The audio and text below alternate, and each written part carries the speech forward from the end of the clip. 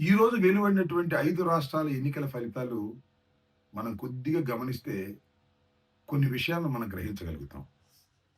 ముఖ్యంగా తమిళనాడు, కేరళ, బెంగాల్ ఈ 3 రాష్ట్రాల్లో ప్రస్తుతం ఉన్న ప్రభుత్వాలు కూలిపోయాయి.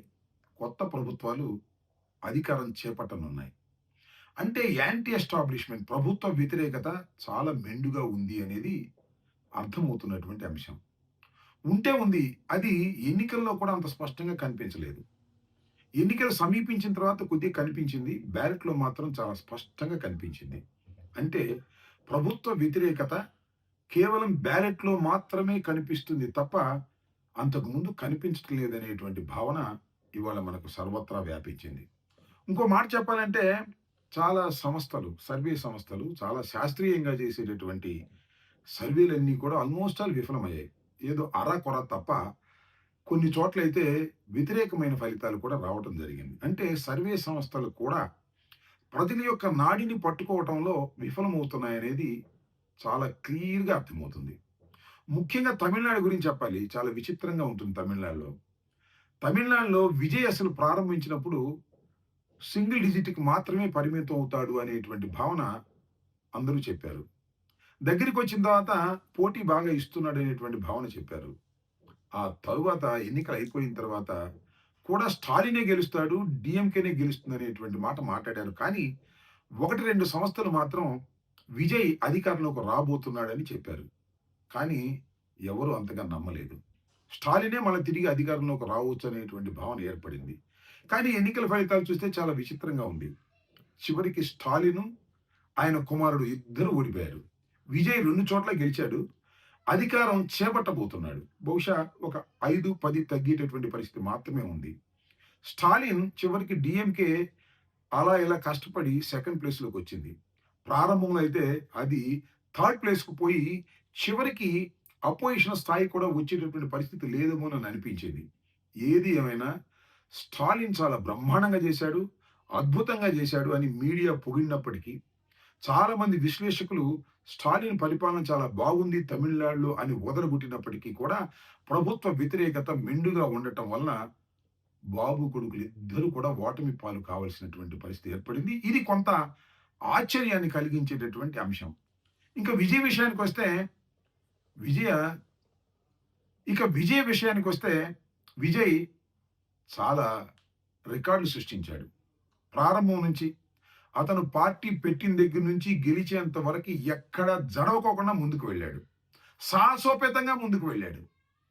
ఒక్క మాటలో చెప్పాలంటే సినిమాలోనే హీరో కాదు, ప్రజల మధ్యన కూడా హీరో అనేటువంటి మాట అనిపించుకోగలిగాడు కాబట్టే విశ్వాసం పెరిగింది. ప్రజలు ఆయన పక్కన మొగ్గారని నేను అభిప్రాయపడుతున్నా.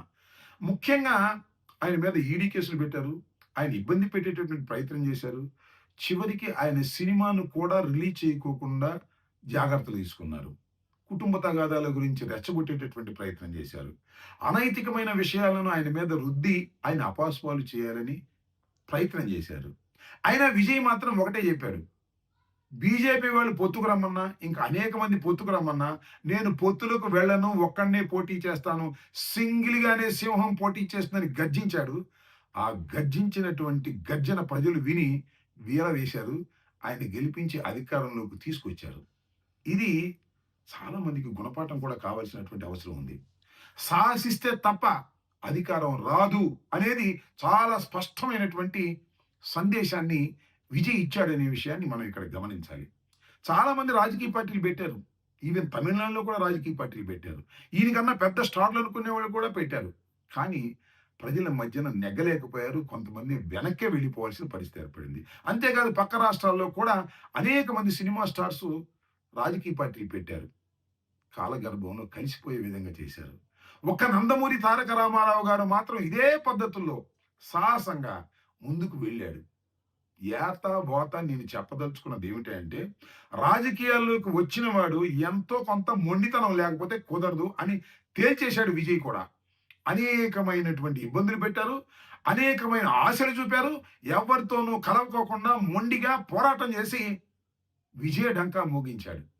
అందువల్ల సాహసం సేయరా డింబక అని ఒక సినిమాలో ఎస్వి రంగారావు అంటాడు. అదేవిధంగా సాహసం చెయ్యందే రాజకీయాల్లో ముందుకు వెళ్ళలేమనే విషయాన్ని గమనించాలని ఈ సందర్భంగా నేను చెప్పదలుచుకున్నా. కొన్నిసార్లు సాహసాలు విఫలమవ్వచ్చు. కానీ ఆ విఫలం కూడా పునాదులు పడతాయి బలంగా గెలుపు కోసం అనేది చరిత్రలో చాలా విషయాలను మనం గమనిస్తున్నాం. ఏది ఏమైనా ఎన్ని చేసినా విజయ్ గురించి పదే పదే చెప్పుకోవాలి మనం. విజయ్ ఘాటుగా, చాలా చురుకుగా ప్రజల మధ్యకి వెళ్ళగలిగాడు.